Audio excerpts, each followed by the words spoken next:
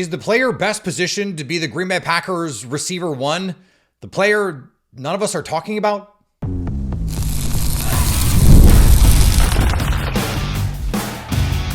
You are Locked On Packers, your daily Green Bay Packers podcast. Part of the Locked On Podcast Network, your team every day. You are Locked On Packers, part of the Locked On Podcast Network, your team every day. I'm Peter Bukowski, and I cover the Packers for The Leap, a newsletter I would love for you to subscribe to. Follow me on Twitter, Peter_Bukowski. Follow the podcast on Twitter, Locked On Packers. Like us on Facebook. Subscribe to the podcast to iTunes, Spotify, Google Podcasts, wherever you find podcasts, you will find Locked On Packers, the number one Packers podcast on the internet, and the show for fans who know what happened. They want to know why and how. Thanks to everyone who makes Locked On Packers their first listen every day. We hope you like starting your day with us as much as we like starting our day with you. Today's episode brought to you by our friends at Game Time. Download the Game Time app today. Create an account and use code LOCKEDONNFL for $20 off your first ticket purchase. Last minute tickets, the lowest price guaranteed. It's Dontavian Wicks. It's Jaden Reed. It's Christian Watson. We're excited about the new running backs and Jordan Love in year two, but it might be the case that the most obvious wide receiver one for the Green Bay Packers, the player who is best positioned to break out, is Romeo Doubs. And he's not the flashiest receiver on this team. He doesn't have the sexiest game, but Jordan Love relies on him. Jair Alexander said he was the second best receiver in the league behind Devontae Adams. Keyshawn Nixon told our pal Kay Adams on Up and Adams that Romeo Doubs was the toughest Packers receiver on the team to cover. And it does seem like as the season went on, and you go back and you watch the 49ers game, you watch the Cowboys game, that was who Jordan Love seemed to be going to. If it's a second reaction play, if it's a red zone 50-50 ball, he wants to throw it to Romeo Doubs. Now, as a rookie, remember all the hype, the training camp hype, 2022, Aaron Rodgers gassing up Romeo Doubs. He looks incredible in the joint practices, in the preseason, he's making plays, and had some moments in the regular season. But ESPN has this thing called receiver score, and it uses tracking data based on how open guys are, how often they catch the ball, and in what situations, and then how much they create after the catch. Romeo Doubs, as a rookie, was 174th in receiver score. So times divided by 3, like we're talking about a bad score. That says he's a wide receiver 4, a wide receiver 5. Last year, he went all the way up to 17th in receiver score, in part because he catches everything. Those 50-50 balls, that the clincher against the Chargers, where he goes up, snatches it before a receiver can get to it. He had 2 or 3 low red zone fade balls where he goes up and just wins. The Bears game being a great example. That first one, the Steelers in the back of the end zone where he toe taps. The one against the 49ers in the playoffs, that wasn't a 50-50 ball. An incredible throw by Love, second reaction play. He's rolling out to his left. Doubs makes it look easy along the sideline. And then, we all remember the Dontavian Wicks touchdown against the Cowboys, but Romeo Doubs had 100 yards in that game. He was incredible in that football game. The Cowboys had no answer for Romeo Doubs. And so if the quarterback believes in him, the corners hate to play him, and now the advanced metrics, the tracking data says that he's good. Case closed? Like, is it that simple? And it's not, and I'll tell you why. I wanted to give Romeo Doubs his flowers, and I do think he's going to be a big part of this offense. I think I have overstated at times how much I think someone like Wicks is going to eat into his opportunities. But Christian Watson, as a rookie, was 21st in ESPN's receiver score. He was 35th in 2023, despite all of the issues that he had with his hamstring in and out of the lineup. Playing hurt, and then when he was healthy was awesome, and then playing hurt again. But, okay, Romeo Doubs was 17th in this receiver score. Dontavian Wicks was tied with him for 17th. Really, really good football player. Christian Watson, in the first 2 years in the NFL, finished 19th among just receivers in receiver score. He was ahead of, in receiver score, every single receiver taken before him in the 2022 draft. That means Garrett Wilson, who everyone is sure is a superstar. Drake London, who is like a really good player.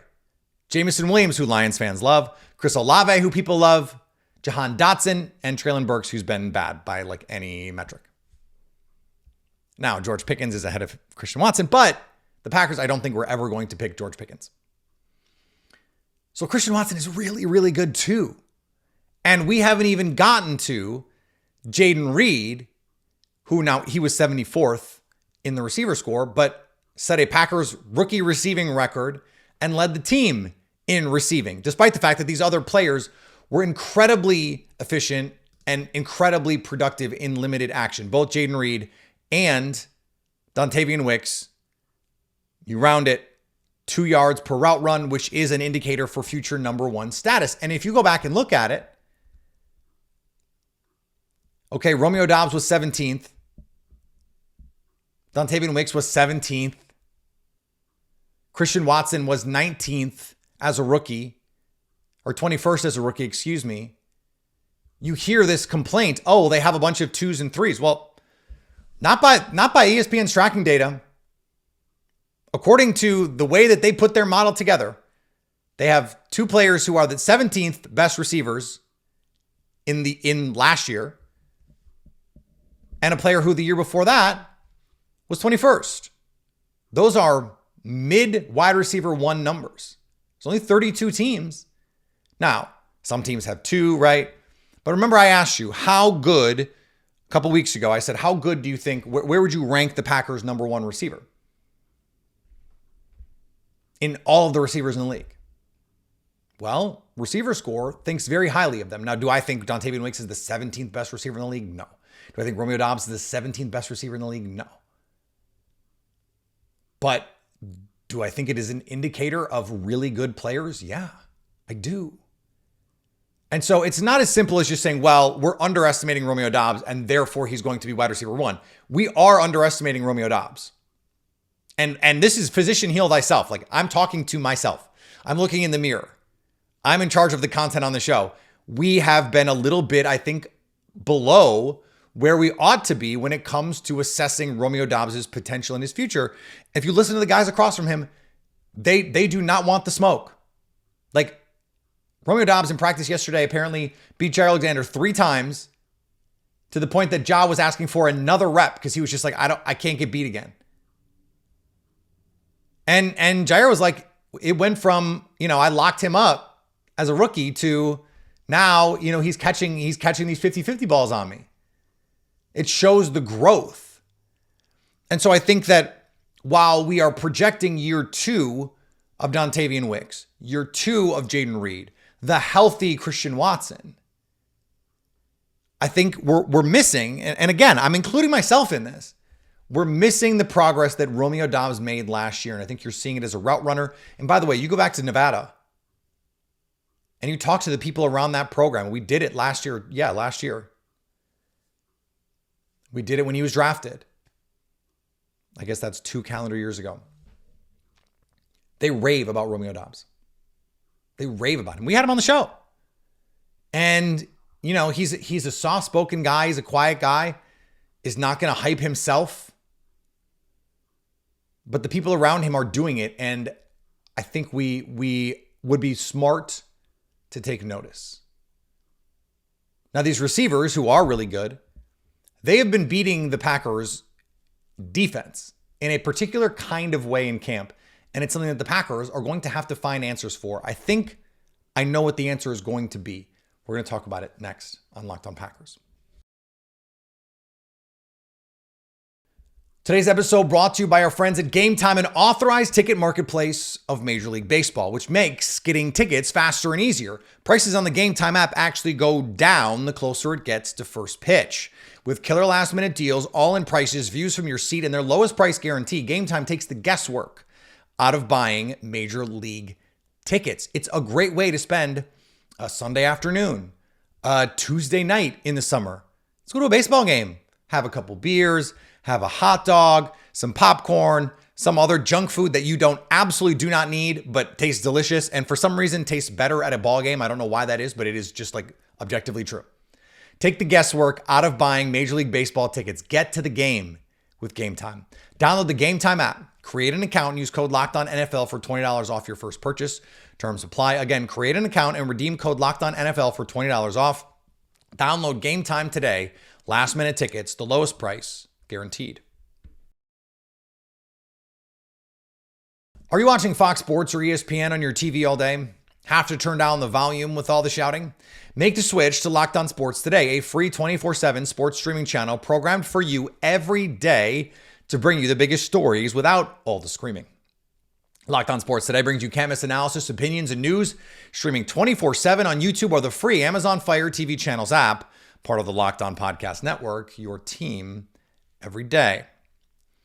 If you are a sicko like me, then you are probably following every single tweet out of Packers training camp. Every single catch, every one-on-one rep, everything. And if you are doing that, you probably notice a trend, or maybe you didn't. But all of the big completions, not all of them, but there has been a trend. The big completions on deep over routes. Why is that? Well, that is a tried and true way to attack single high defenses. And the reason is that you are running to grass if you're the receiver. If you're in man coverage, you have to cover grass. You've got to cover space down. You got to run all the way across the field. And there's usually some sort of eye candy to either hold the safety or draw the safety somewhere else that you're going to come across the field. If you're in cover 3, it's even harder because if you're going to vacate the zone, the linebackers have to be aware of what's happening. The safety has to be aware of what's happening. There's eye candy on the other side to attract that safety, and you are going to have to be on point with your communication. It's going to take some time. But this is why teams have gone to Fangio-style defenses where you have 2 high safeties, because these Shanahan tree offenses major in these deep over concepts. Go back to 2019, though. That 49ers defense was susceptible to the deep ball. If you could block it up, you could beat them deep. The problem was blocking it up, because they had Nick Bosa and DeForest Buckner and Eric Armstead and all of those guys. And there's a reason last year the defense fell off a little bit, because the pass rush was just not the same. DeForest Buckner is not in the building anymore. Javon Kinlaw did not work out as a project.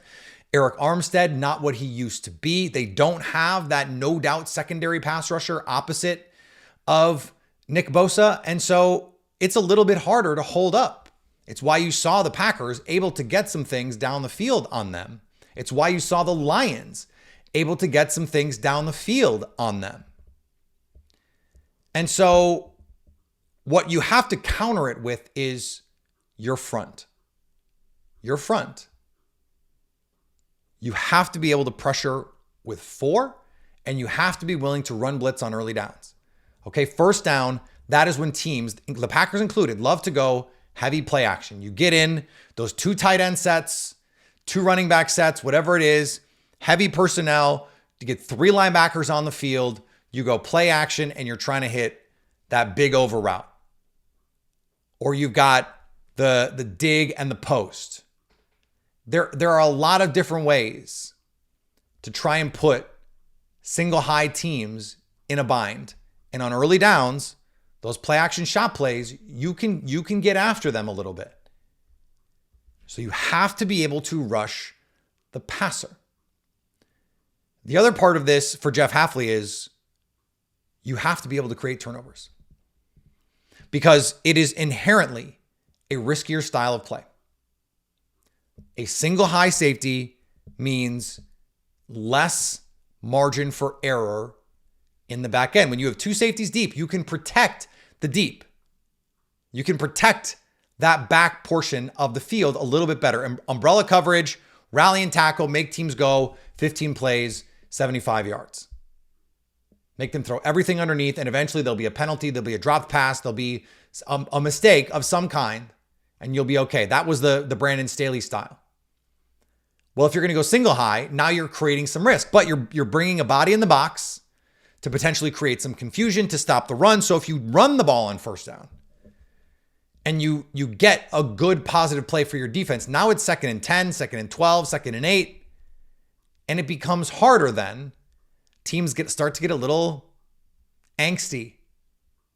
Okay, let's get an 11 personnel. Let's try and sling the rock. And then now you have them right where you want them because you have a front, if you're the Packers, that with 4, you can get pressure. Now you start to say, okay, we can bring this extra guy in and send him if you want. More 5-man pressures. Now you get into, if you can get them into 3rd down, now it's designer blitz time. You have to be able to win on first down in a defense like this. And if you can, you're in really good shape.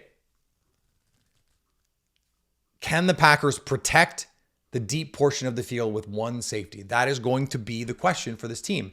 And can the pass rush do enough to mitigate that style of play?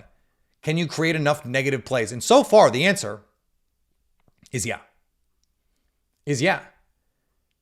And you play enough man coverage on first down to where you have Jair Alexander and Eric Stokes on the outside running with these, big over routes, post routes, whatever it is, to try and create some issues for your safeties. Jair's a 4.3 guy. Eric Stokes, high 4.2s. They have the speed to run with just about anyone. Now, understanding, there's a reason in man coverage, especially you're playing inside leverage. So now disrupt the receivers at the line of scrimmage. And that, if you're Green Bay, that's the answer. You play some more man coverage on early downs, certainly more than you're used to. The Packers with Jeff Hafley at Boston College played about twice as much man coverage as Joe Barry did. Music to Packers fans' ears, I know that. And you have to be able to do that because these big play action shots are coming. And if you're in man, you also have your head turned, so you have to be able to defend the run on the outside, on the edges. Your edges have to be able to hold that point of attack, because if your corners are turning and running, you have to have someone who can hold that edge. Linebackers who can run, Quay Walker, Edge Cooper, extra safety in the box. Those guys are going to have to be able to fill and fit from depth. There's answers here for Green Bay, but there's vulnerabilities too. And Jeff Hafley mentioned this earlier in the week in a press conference when he was asked about why the safeties are making all these plays. He was like, well, there's weaknesses in our defense, but there are also strengths, and we're trying to play to our strengths. You create some chaos, you create confusion, you create turnovers. Packers second last in 2023 in interceptions. They will not be second last this year. You have a front that you're going to unleash. Just let them go create havoc. They've been doing it in training camp, understanding, look, no Zach Tom, but Elton Jenkins with some rest days, Josh Myers in and out of the lineup. So your proven guy's not in there. But this front is really, really good. This front is really, really good. And for a team like the 49ers, that was what saved them. That was what allowed them to play more single high coverages than maybe some other teams wanted to do. If the Legion of Boom Seahawks, it was the same thing. It wasn't just that you had Earl Thomas and Richard Sherman and Bobby Wagner and KJ Wright. You had Cliff Averill and Michael Bennett who could reduce inside. You were able to create chaos. I mean, you remember Chris Clemens almost single-handedly beating the Packers in the Fail Mary game. Absolutely terrorizing the Packers offensive line. Rashawn Gary is good enough. And now you have waves. Rashawn Gary, Preston Smith, Carl Brooks, Kenny Clark, Devontae Wyatt, TJ Slayton, Kobe Wooden, Lucas Van Ness, Kingsley Enagbare. I'm not just naming these guys because they're on the team. All of these guys have shown, or at least hinted at, the ability to be disruptive. We're seeing, so far in camp, reports out on Lucas Van Ness are good. It's good. Rashawn Gary's been unblockable. We know Preston Smith is just going to be steady Eddie. And this defensive interior is tailor-made for this defense. So it's going to have to be pressure. It's going to have to be more man coverage on early downs. And you have the corners to do it. Disrupt at the line of scrimmage. Create pressure, create turnovers. Because you're going to give up some big plays. That's just the nature of the beast, and that's okay. But what you have to bank on is that more often than not, teams are not, missed throw, a holding call is going to prevent those opportunities. You can't make a living play action shot plays on first down every week, every drive. Can't do it. You have to be able to drop back on third down, and the Packers are going to make that a nightmare. You have to be able to, on second and medium, create opportunities. And the Packers have the players to make that difficult for teams. So we'll see if they can do it. Jordan Love plays a role here too.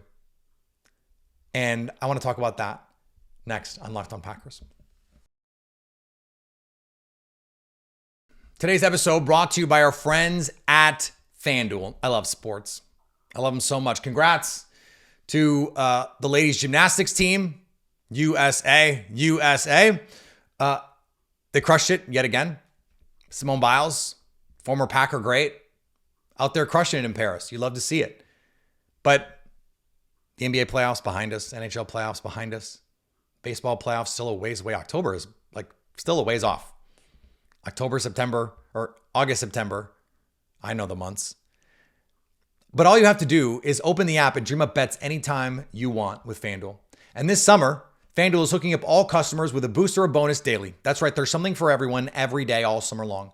So head over to FanDuel.com and start making the most out of your summer.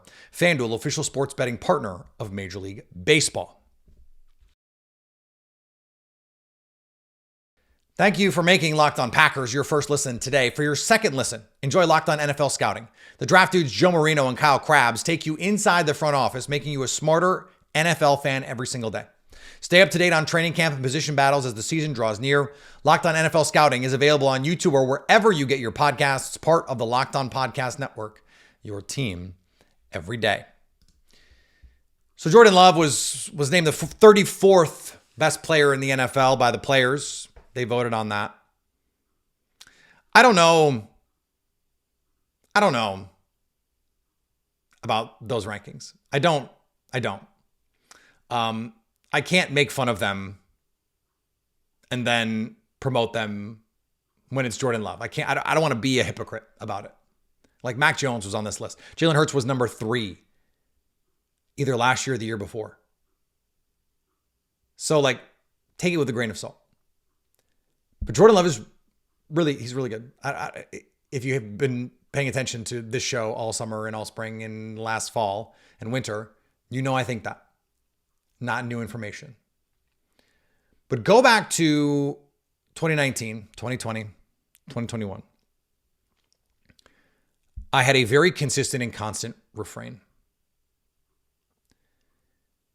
And that is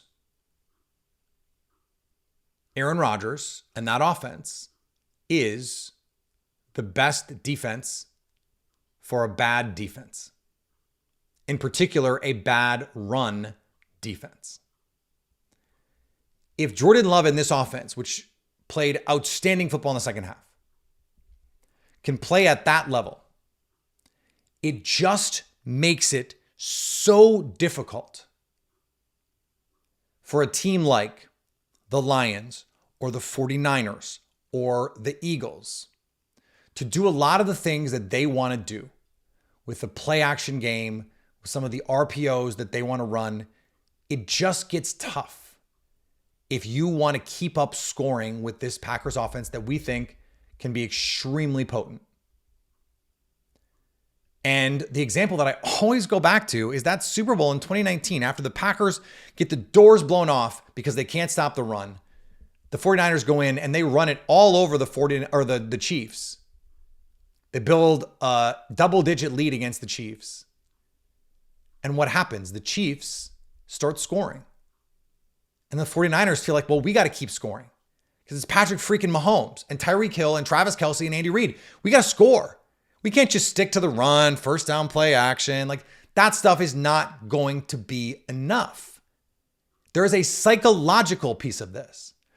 And so if you go to a game against the Packers, you're going to feel like, well, we got to score. We might have to press a little bit in ways that we didn't last year. And so you want to protect this defense from these play action shot plays on first down. Score. Score early. Score often. Teams are not going to stay patient. Kyle Shanahan has a track record of not staying patient. We know this. You want to get Jared Goff in must-pass situations. You want to get Jalen Hurts in must-pass situations. These are the teams the Packers are competing with in the NFC. Now, Matthew Stafford, they're going to be okay, but that defense is hot. Okay, it's not quite hot trash, but the personnel there, I mean, it is bottom 5 in the NFL.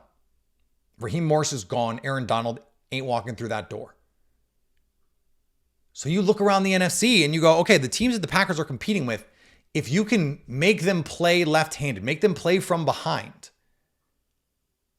can they beat you? Now, we saw the 49ers come back and beat the Packers, but part of that is because the Packers settled for some field goals. Like, there was some 2014 Seahawks about what happened. It took, a tipped pass interception. It took, a bad spot on a third down that led to a fourth down. That was also a bad spot. They settled for some field goals early when they were very much in control of the game. Some missed calls. It just took a cavalcade of things. That could have been a 2-score lead for the Packers, and maybe that ends up being differently. If Darnell Savage catches that interception, if Keyshawn Nixon catches his interception, if the one, 3rd and 1 spot is spotted differently, it looked like the Packers, should have had a first down there. Who knows how that game changes? Now, the 49ers went out and beat the Lions, but it's the Lions. That team has not been here before. I understand the Packers haven't either, but Matt LaFleur has. Dan Campbell hasn't. Jared Goff has, but that defense hasn't. Aaron Glenn hadn't as a defensive coordinator. So the Packers can help this young defense. Young at safety, young at linebacker, pretty young at corner still. A first-time defensive coordinator, an adjustment to the scheme. A team that it wants to be high variance. Don't let teams get to these concepts. Don't let them just stay comfortable. Oh, first down, well, we could either run it or we could play action and we can do whatever. No, make them feel like they got to throw it on first down. They got to get it in 11 personnel. They got to spread it out and they got to sling the rock. Because even teams that don't major in stuff like that, when they feel like they've got to score, are going to try and play that way. They're not going to stay patient. The Lions, I thought last year did a decent job of it at times. But when the 49ers were coming back, down multiple scores, what did the Lions do? Nothing. They could not get their offense going. The Packers have to be able to have answers. They have to be able to have responses. And they have to be able to punch to start with, not just counterpunch. Get up 10-0. Get the ball first and score on the first drive. Stop and score. These are ways to help your defense because teams feel like they have to press a little bit. And this is what happens to the 49ers. It happens. They are such a thresher. They are such a meat grinder that, yes, they play a ball control style of offense. It is still pretty run heavy overall. But man, they are so efficient and they score so many points that by the third quarters of these games, they're just sitting on the ball because they can, because they've scored 30. And the other team is desperately trying to catch up. And that plays into their pass rush, their aggressiveness, all the stuff that the Packers want to be able to do. You want to rush the passer? You want to pin your ears back and go get guys and designer blitz the crap out of everybody? Score points. Score points. That's how it'll work. All right, back tomorrow. Aaron Schatz on the show from FTN Fantasy, formerly Football Outsiders. We're going to have him tomorrow. But maybe on, what's tomorrow? Thursday? Maybe on Friday, depending on if we get anything interesting to talk about between now and then. But he's coming at the very least this week. Follow me on Twitter, Peter_Bukowski. Follow the podcast on Twitter, Locked On Packers. Like us on Facebook. Subscribe to the podcast, iTunes, Spotify, Google Podcasts, wherever you find podcasts. You will find Locked On Packers, and on all the socials, on Instagram, on the TikTok machine, and on YouTube, so you can stay Locked On Packers.